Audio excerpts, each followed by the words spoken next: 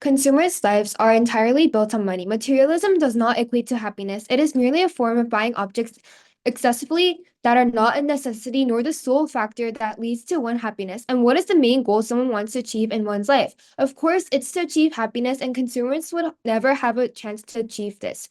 So we're not saying that people shouldn't buy materials nor buy the things that they want occasionally, but instead we're saying that people shouldn't base their life's value on what they have and indulge themselves too much so that it doesn't fit their financial resources. We're not banning people from buying a car that they really want, for example, that can bring them happiness, but instead they're focused on materialism. We believe that a consumer's lifestyle thinks that they will reach a goal only in life only if they buy something. So moving on to my first contention, people start to compare themselves with each other and thus they lose happiness. Firstly, if all of society's life goals are based on excessive focus of materialism and buying new objects, then it means that one would not be able to achieve happiness through other methods. Some crucial moments of life, such as bonding with your family and friends, for example, would be of no value because these consumers would only feel a sense of fullness, happiness when they buy something, but they would not actually achieve the happiness because they're constantly wanting new things. So essentially, what they want to have is driven by what they own and what they have. There's a famous saying that goes, "Money can't buy happiness," and unfortunately, this saying is not being taken seriously, especially in our current generation, influenced by social media that makes us think that purchasing goods is the only method to receive happiness. However, the more this ideology becomes normalized, the harder it will be to stop this. Therefore, the quickest and most beneficial method to see the immediate impact would be to actively discourage this so that people can realize that even the small and simple things, such as spending time with your family, should not be taken for granted. So the happiness, like a full sense of happiness. So first of all, if society's life goals are overly centered on buying new things, then people will lose sight of the actual reason to achieve happiness through non-material aspects of life, such as personal growth with people. And important moments like making friends would lose value because consumers would only feel a sense of happiness, like a sense of disillusioned happiness when acquiring something. Their fulfillment becomes tied to ownership rather than reaching out to do their own goals and fulfilling their hobbies like learning how to draw or take on the hobby of chess. People essentially wouldn't focus on growing their personality and themselves. So moving on to my second contention, people will lose the ability to control their financial resources, and this leads to a competitive society, like who owns more objects, who doesn't. For example, who has the latest phone, who has the latest car. Society will slowly become broke no matter how affluent they are because they buy too much stuff. And people will constantly being stressed about having more objects that they want and what they need to own. So what about people who cannot afford to buy things excessively? If the government encourages consumers' lifestyles like an ops world, then they are literally forcing poor people into a life of depression. They are causing poor people to live a life where they cannot achieve this no matter what. In our world, we're allowing people of any economic background to achieve a sense of fulfillment and happiness in their life because we're focusing on things that don't require money, like friendships or connecting with a hobby you really want to like do and you really like. Furthermore, there cannot be people who are all rich and one can never fulfill all of their desires. They will constantly compare themselves with others. And why is this bad? For example, if I want a million things, will I get all of these things in my lifetime? No. So I will never reach a life of peace because when I am a consumer, will never have my wants completely fulfilled. So furthermore, discrimination would increase. The difference between poor people and rich people will increase as some will have enormous amount of objects while some don't even have the food to eat tomorrow. So poor people will be faced to more prejudice as the richer people who have a lot of objects will be looked upon in a better light with the sole reason of not having more objects, not the personalities of these individuals. So in Up's world, people will be entirely based on money and they will never achieve happiness in their life because they can never get the things they want. In our world, people will learn about like their what they actually want, and they will and ops world will never get to appreciate family bonds and connecting with hobbies, for example, like developing a shallow understanding of who they are because they will never get the chance to follow on their desires. Whereas in the counterfactual, since we are focusing on the things that will cause you happiness and a deeper understanding with yourself that doesn't require money, we are giving people of all economic backgrounds a chance to achieve happiness. This is why I'm very proud to propose. Thank you. My opponent spent the last 4 minutes talking about how consumerism just actively is detrimental to happiness. However, there's something that they did not mention. First of all, let's talk about it. Um, let's talk about this. Why should a government intervene in this? Yes. So my opponent said for about 4 minutes about how this kind of lifestyle is really bad for you, and all of this is very true actually. So for example, a consumerist lifestyle can lead you to not always never feel happy. However, what government is currently trying to propose does not work in this case. I will be covering this more later, but I'm gonna quickly finish my rebuttals before it goes so so yeah, so just because the government the government shouldn't there's no so my opponent did not explain why the government should intervene. Why is it so what kind of harm does it have to the government, which is also a stakeholder in this argument, that they have to intervene? This is something that I would like to have clarified. And anyways, I will now be moving on to my arguments. So let's talk about, first of all, how it's not effective. There are much better solutions to fixing consumerism. So let's talk about why it's not okay for the government to intervene in this case. It won't be effective. So first of all, let's talk about it. Whenever you go on a website and then there's a sign that says that, okay, actually, sorry. Let's take another example. For example, nutritional labels. Currently, obesity is a really big problem, right? And then to combat this, governments require that these nutrition labels are sticked onto the milk car onto the boxes of food. And this basically tells you how much fat there is, how much calories there are. This is a little bit off topic, but however, very, very little people actually um read this and actually take this into account. So why would a society where the government is putting warning labels or just like generally discouraging be more effective than a nutrition label? The answer is it won't. There are much better solutions that I will not be going over as we don't have much time. So and the second thing is that first of all, second of all, this could lead to let's assume that this works, and then like their camp like their like the government discouraging works. So then like this will lead to generally cause even more poverty. Back then, in the status quo, people are losing money because they're wasting their money on consumerist things. This is very much true. However, if you don't have any money to make because you're unemployed, that's infinitely times worse. And this is negative to everyone. And then finally, this has less innovation as companies don't have as much money. So this will generally also slow down the course of humanity. So to summarize, government's proposal shouldn't be let through because of, first of all, how this will not work, and even if it will work, it'll have very detrimental society. For all these reasons, I'm so proud to oppose. Thank you for listening. Judge, in this debate, if the team opposition actually fails to prove why government discouraging to have a consumerist like lifestyle is bad, then they should lose this debate. In our debate, we want to talk about how consumerism like lifestyle is actually causing harm in the status quo, and the reason why we want to fix those type of problem. I'm proud to propose. I'd like to move on to rebuttal before I mention about our team's last argument. The leader of opposition said that the communism lifestyle is actually bad. They agree to this point, but they said that it's not really effective to actually government to encourage people to follow the consumerist lifestyle. And they said, for example, obesity, they said that it's rather to have a website or something talk about how it's bad for eating a bad foods, and that is better for solution. And they also talk about how unemployment will happen and it causes even more poverty.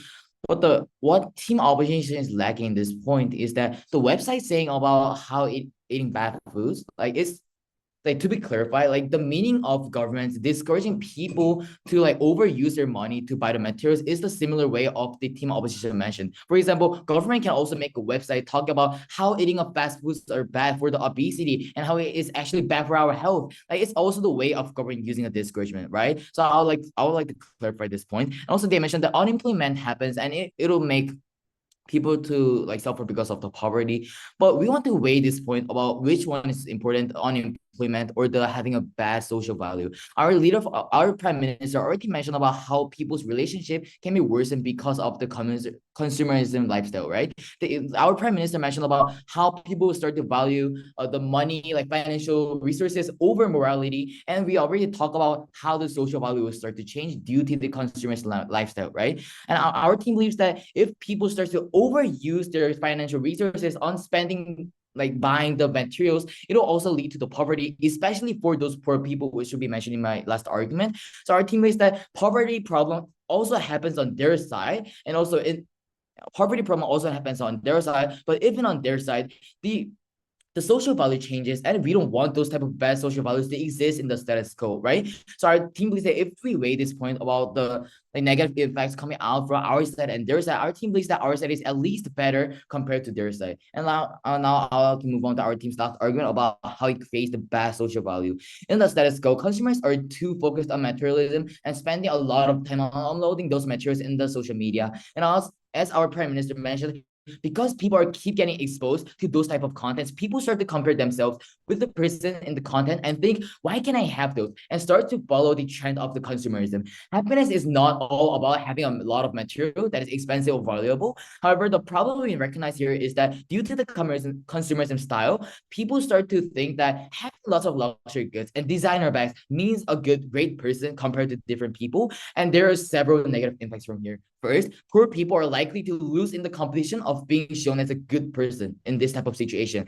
Even those poor people try to buy as much as they can so they can follow the consumerism trend and show off themselves in the social media or etc. They are likely to lose in the competition of being shown as a good person, better person compared to other people, because they will probably have lower financial resources to support them. And here's the mechanism. First, people will start to meet people who has a lot of materials such as luxury goods or designer bags. Then second, those poor people will try to survive in this type of competition of being as being shown as a better person compared to others by having a lot of financial resources.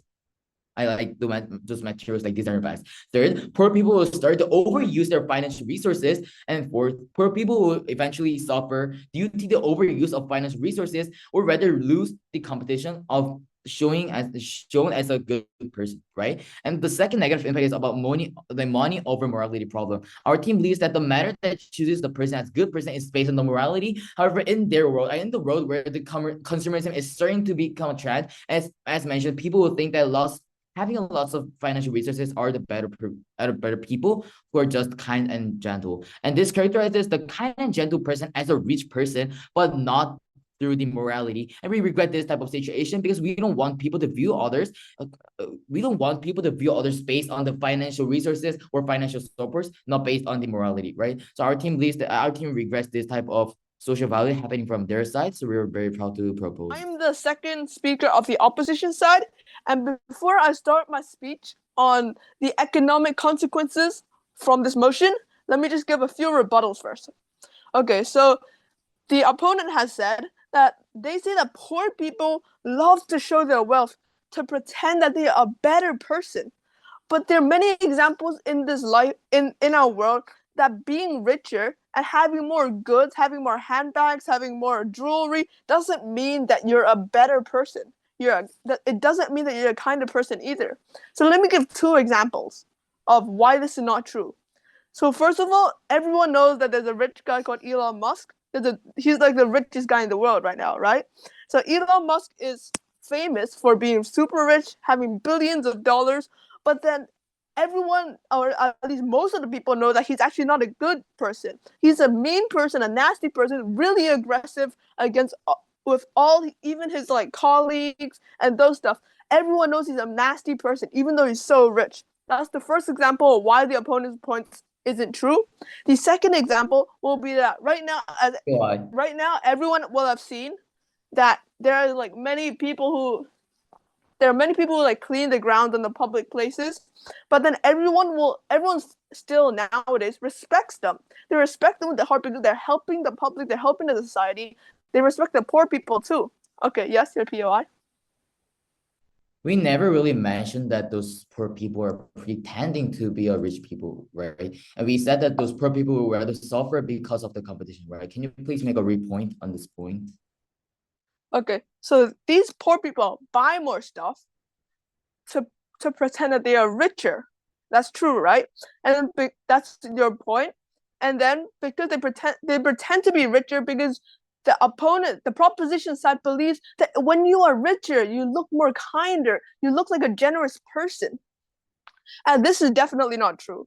So now on to my first argument. So my argument comes down with like economic ripples of step 1, step 2, step 3 of how each thing will affect each other. Okay, so first of all, when governments try to significantly actively discourage people to buy stuff and spend less, firstly, reducing consumers to spending through government policies can significantly impact economic activities. So when people are encouraged to spend less, business face reduced revenues. This is true as when people spend less, the businesses have less products to sell, and then this decline can force companies, especially those relying on high consumer turnover, like retail, dining, to allow and makes them to cut costs.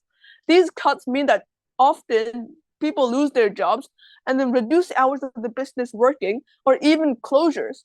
This ripple effect can extend to suppliers and related industries, amplifying the economic slowdown. Secondly, decreased consumer spending leads to lower business revenue, which impacts investment. When companies earn less, they become cautious on what they're going to be investing on. For example, like new projects or expanding their operation. They're all very hesitant on this. This hesitation stifles innovation and limits the economical growth. Our economy relies on this constant innovation and expansion, and without it, we risk falling behind in the global competitiveness. So after that will happen, there will be a third step that will take place. So small businesses are particularly hard to live in this society when you're like discouraging people to buy or you spend money on products. So these small businesses often depend heavily on their local consumers spending and may lack the financial resilience to absorb the reduced revenues. The result is potential waves of closure and a reduction in local job opportunities. This can weaken local economies and diminish the vibrancy of our communities. It's important to remember that these small businesses are integral in our economic fabric. As you can see from these previous 3 steps, it's going in a loop. When people spend less, these businesses receive less revenue, and they decide to cut jobs, which means that the people who spent less lose their jobs and therefore have less money as a whole. And so my fourth step will be that consumer spending generates a multiplier effect. Every dollar spent, as I've said, circulates through the economy, benefiting various sectors, from suppliers to service providers. A reduction in spending diminishes this multiplier effect, leading to less economic activity and slower growth. Fifthly, decreased consumer and business spending translates to lower tax revenue. Sales and corporate taxes are essential for funding public services and infrastructure projects. For example, these countries, when they take the tax, they go to help to fix the roads, and then they can do it in helping fund these hospitals. And when these revenue drops, the tax rate also drops, and the tax amount also drops, and it constrains the government spending on vital services.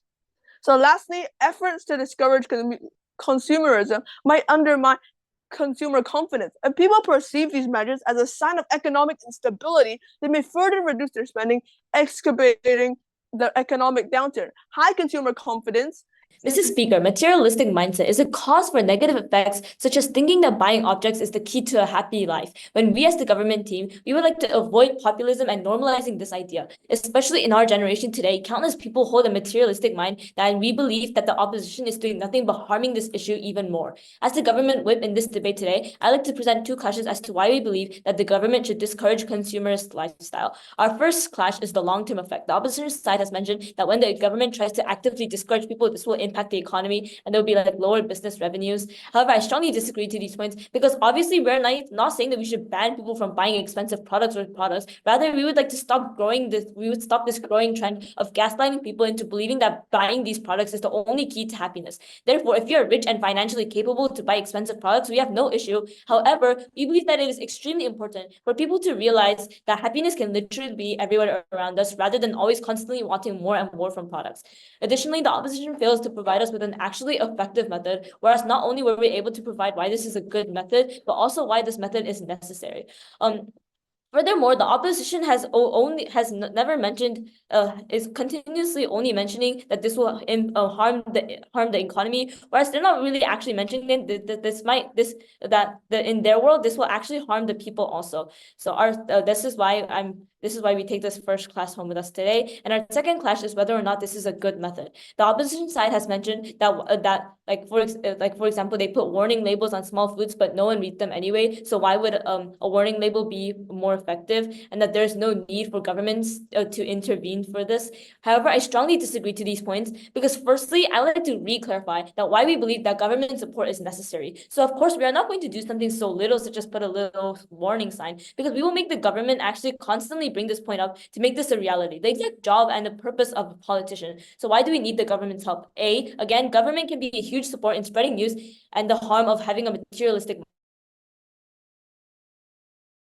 mind, huge influence and effect in our world. Furthermore, we are saying that we need huge people to make the obvious change. So as mentioned as before, if this problem will become harder and harder to solve, the more and more we popularize and normalize this idea. Therefore, if we don't have like the help from the biggest and the most significant crucial people in our nation, then we believe that it will become like really, really hard for these people to see a clear and obvious change, and for people to notice that happiness is everywhere, which leads to my counterfactual of how we prove that on our side, we are able to provide them with the reality that we don't live in an Instagram or social media world in a competition, and rather it's much better to understand that happiness comes from more than just purchasing goods, and rather from even small and simple things such as spending time with your family and having food and a roof over your head.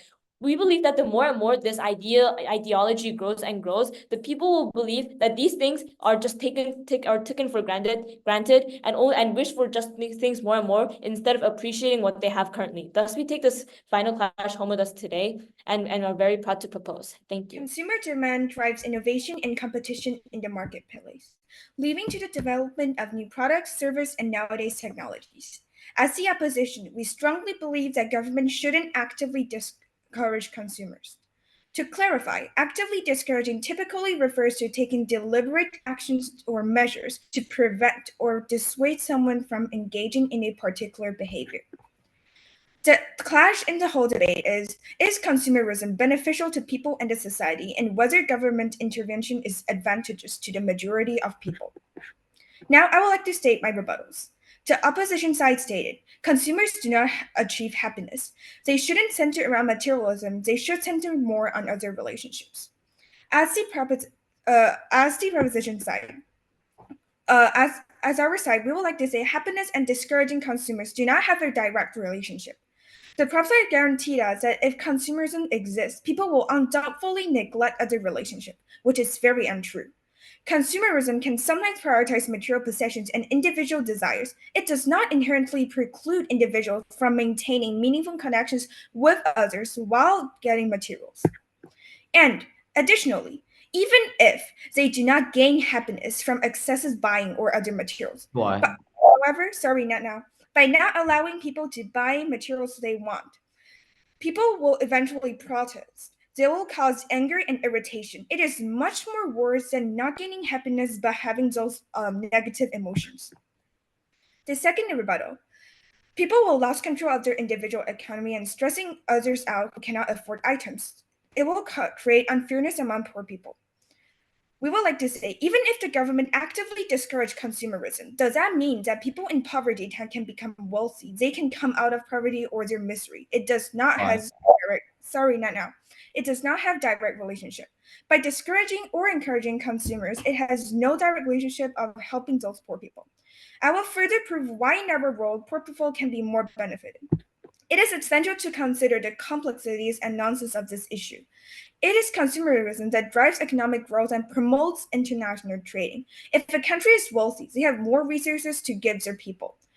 Additionally, job displacements, as we stated before, would definitely increase if the government decided to greatly discourage people from buying what they want.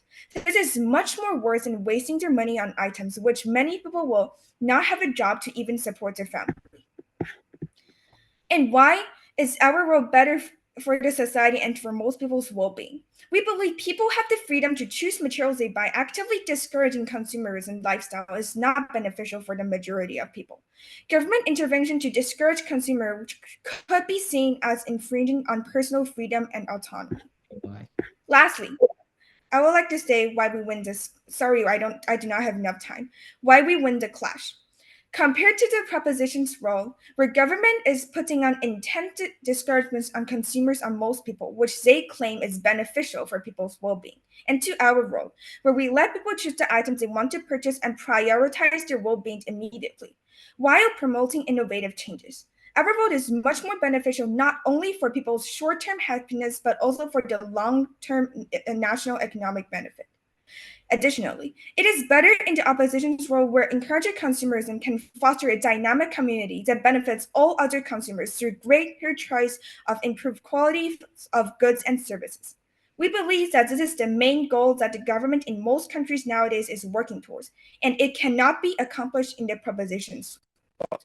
In conclusion, as the opposition side, we successfully stated that by not actively discouraging consumers, it has both short-term and long-term benefits to both the people and the society.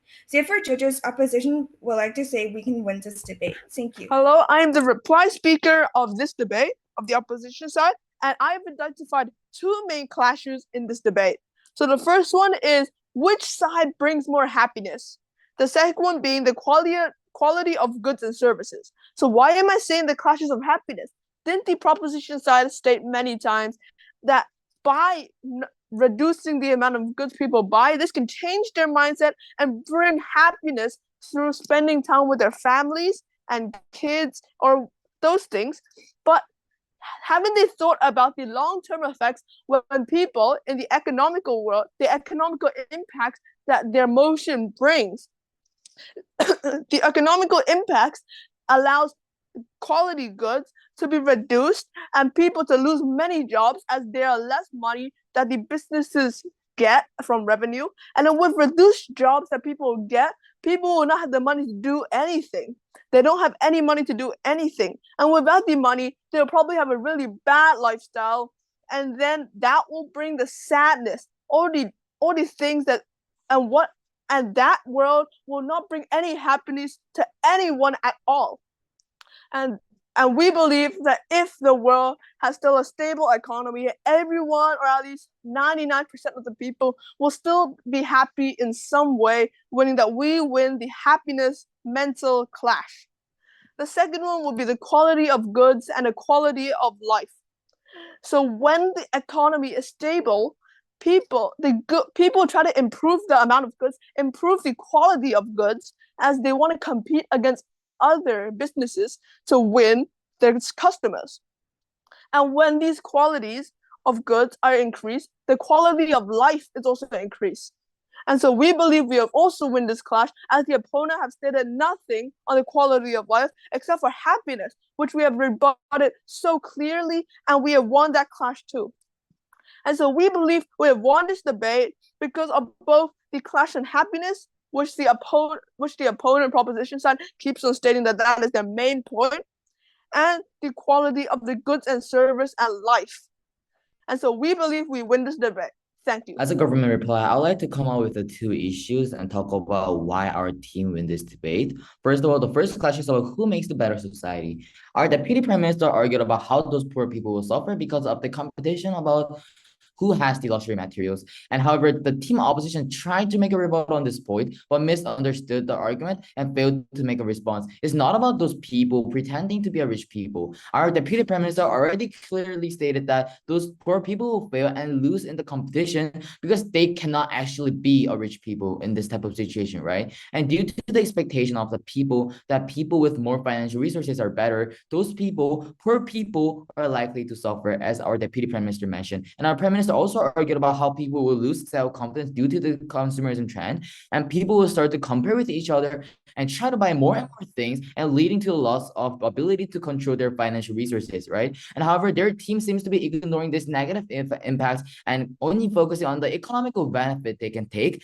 and also ignoring how those economical benefits corrupts the society itself. And even our team keeps tell you about it. So we take this first issue, and second issue is about how economical benefit versus social value. In this debate, there was an issue about between which one is better, economical benefit and social value. And if you weigh this 2 points in the end, our team wins the debate, and here's the reason why. First of all, our prime minister already stated that we're not focusing on people to not buy those products, right? And because the consumerism trend is starting to grow up, those companies would already have too much money, and therefore our team view this economical problem as not a big deal. And this is the reason why we never stated, we didn't really try to engage on it. However, on the other hand, the social value is a really serious problem. As all of our previous speakers mentioned, we don't want to live in a world where it has a full of competition for who has the more financial matters, but want to live in a world where people promote and thinks morality is the best over those financial matters. However, the team opposition didn't really try to engage on this point about how social value is not really important and not over those economical benefits, right? So our team believes that we also take the second issue. So our team believes that we win this debate. Thank you.